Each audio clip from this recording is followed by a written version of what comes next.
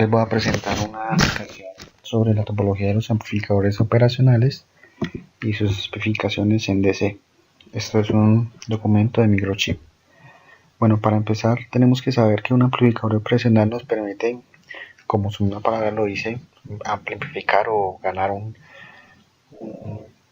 porcentaje con respecto al valor que entra en la salida. Entonces, como vemos aquí en este esquema, vamos a tener dos entradas y una salida. Una entrada va a ser negativa y la otra positiva. Estas dos van a restarse y a generarnos un valor en la salida que va a ser amplificado con un respectivo valor de ganancia de amplificación. Para poder tener también esta amplificación necesitamos de la alimentación PDD y BCS, que esta nos va a permitir tener una ganancia de acuerdo a lo que tenemos en el circuito. Entonces nosotros tenemos que hay unas especificaciones ideales que corresponden al lazo abierto, que tenemos una ganancia infinita. También tenemos un slew rate infinito, que tiene que ver con la velocidad de respuesta, y el rechazo en modo común es infinito. Esto se refiere a los errores. Además, el offset, que es un valor que se tiene entre los puertos de entrada, los pines de entrada, también es nulo, lo cual es muy positivo en caso de que se tengan cosas ideales, pero como sabemos, muchas cosas no se pueden hacer y en la vida real las cosas ideales no existen. Entonces,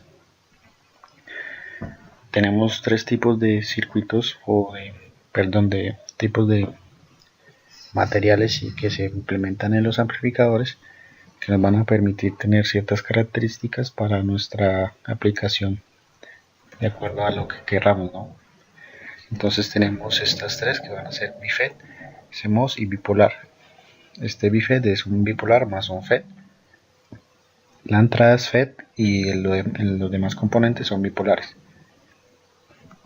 Aquí vamos a ver que las especificaciones de se van a hacer principalmente el voltaje de offset, que ya se los expliqué, la corriente de fuga, la ganancia en lazo abierto, el rechazo gracias a la alimentación PCC y BDD, como vimos en la diapositiva anterior, y la resistencia de salida.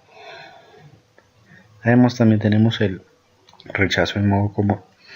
Bueno, aquí podemos ver que una de las ventajas del BiFET es que es el que tiene el más alto slew rate, la respuesta más rápida.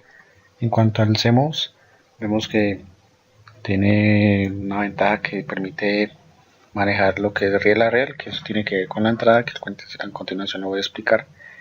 Y una de las ventajas del bipolar es que tiene ganancia de alto voltaje, entonces esto es muy positivo. Además, cuando ya empezamos a recorrer todas las especificaciones de DC, podemos ver que el B offset va a ser de los más importantes, porque nos va a tener muchas consecuencias cuando, por ejemplo, estamos haciendo enlazo cerrado, la ganancia final. ¿Por qué? Porque el voltaje de entrada va a quedar sumado con este voltaje de offset y va a quedar multiplicado por la resistencia de retroalimentación, y nos va a aumentar entonces el error que proviene de este voltaje de offset. Además, vemos cómo este voltaje de offset cambia con la temperatura y también se ubica en el esquema generalmente en la entrada no inversora.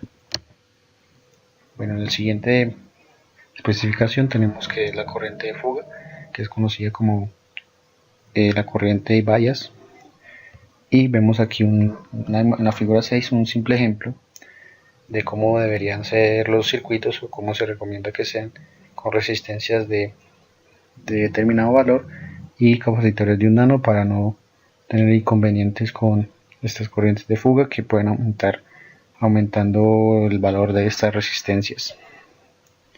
Entonces eso es como que un ejemplo que se puede considerar adecuado en relación a los capacitores que se usan.